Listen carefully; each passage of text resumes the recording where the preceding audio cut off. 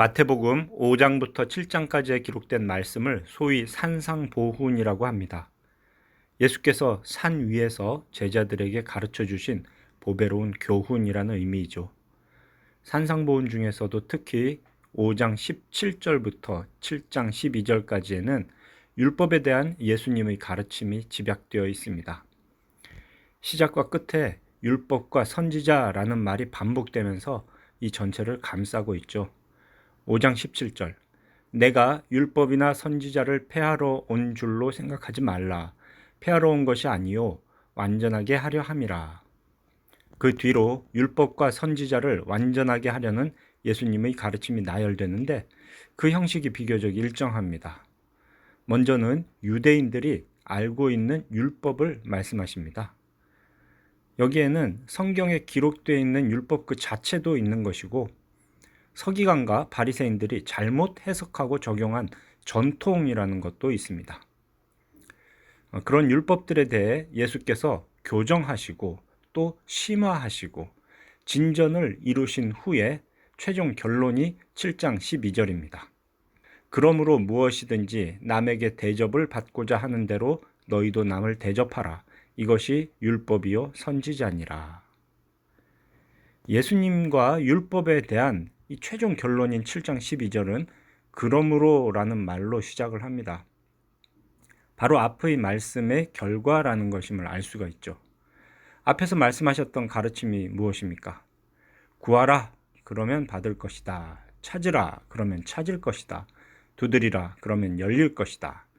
너희가 악한 자라도 자식에게 줄 줄 알거는 하물며 하늘에 계신 너희 아버지께서 구하는 자에게 좋은 것으로 주시지 않겠느냐. 이 말씀은 하나님을 의지하고 기도하는 자에게 하나님께서 좋은 것으로 주실 것이다. 그런 의미이죠. 이렇게 말씀하시고는 그러므로 무엇이든지 남에게 대접을 받고자 하는 대로 너희도 남을 대접하라. 이것이 율법이요 선지자니라 라고 마무리를 하시죠. 하나님 아버지를 믿고 의지해서 구하는 것, 그리고 남을 대접하는 것, 이게 도대체 무슨 관계가 있는 걸까요? 이 문제를 해결하기 위해서는 먼저 이 12절의 참뜻을 확인을 해야 되겠습니다. 한글 성경으로는 12절의 핵심 서술어가 대접하라로 보이죠. 그런데 헬라어 원문으로 보면 우리 한글 성경에서 대접하라라고 번역된 동사의 원래 의미가 행하라입니다. 우리가 일반적으로 무엇을 행한다라고 하는 그런 말이죠. 그래서 12절을 정확하게 다시 해석하면 이렇습니다.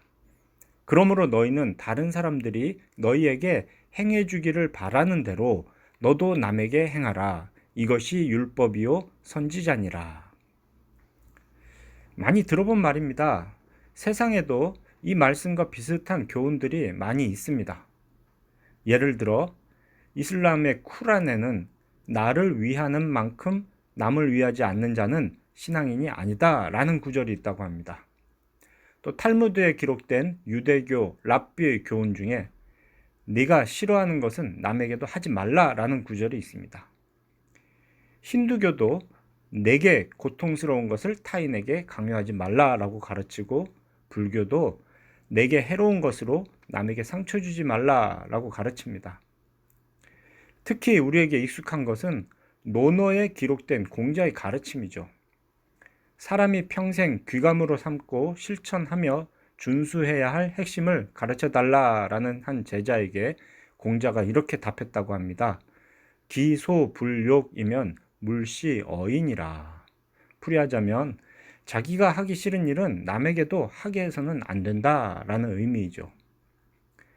자, 이렇게 세상의 많은 가르침들과 오늘 우리가 본 예수님의 가르침이 무척 비슷한 것 같은데 여기에는 또 큰 차이가 있습니다. 네가 싫어하는 일을 남에게 하지 말라는 정도가 아니고 예수님의 가르침은 남이 내게 해줬으면 하고 원하는 그 일을 네가 남에게 하라는 겁니다. 예를 들면 남을 미워하지 않는 정도가 아니고 적극적으로 남을 사랑해라. 남에게 죄를 짓지 않는 정도가 아니고 남이 나에게 지은 죄도 용서해라. 남의 것을 도둑질하지 않는 정도가 아니고 가난한 자를 구제할 수 있도록 자기 손으로 힘써 수고하여 선한 일을 행해라. 이렇게 자신이 원하지 않는 것은 남에게도 하지 말라라는 세상의 규칙과는 차원이 다른 것이 예수님의 가르침입니다. 그래서 이 7장 12절의 가르침을 기독교의 황금률이라고 부릅니다.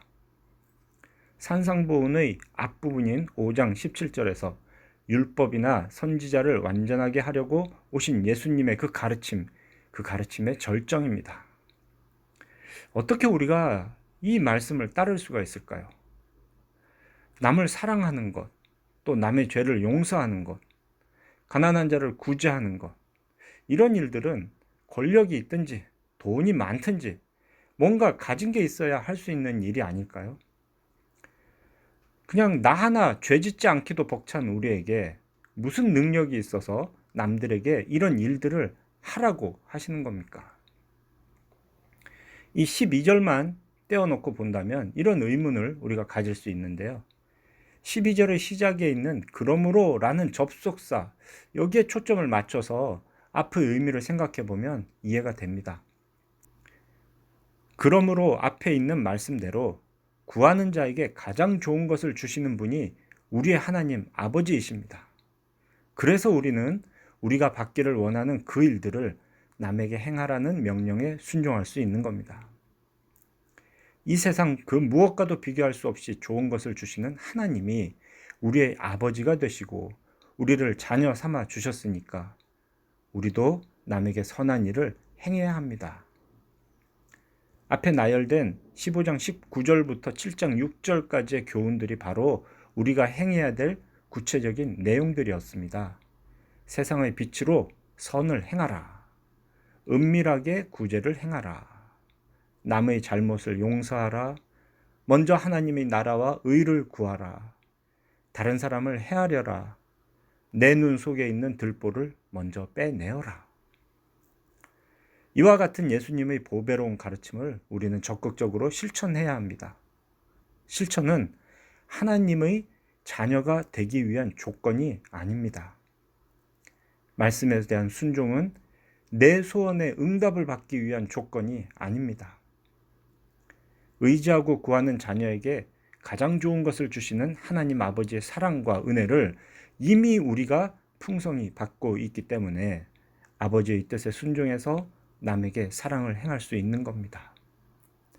사랑하는 우리 성도 여러분, 온전히 믿고 의지하여 기도하는 자에게 가장 좋은 것을 주시는 하나님이 바로 우리의 아버지이십니다.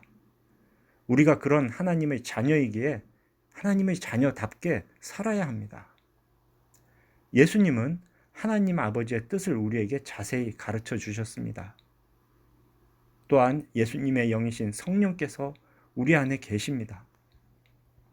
성령님의 도우심으로 예수님의 가르침을 순종하여 행하는 은혜가 우리 모두에게 함께하기를 삼위일체 하나님의 이름으로 축원합니다.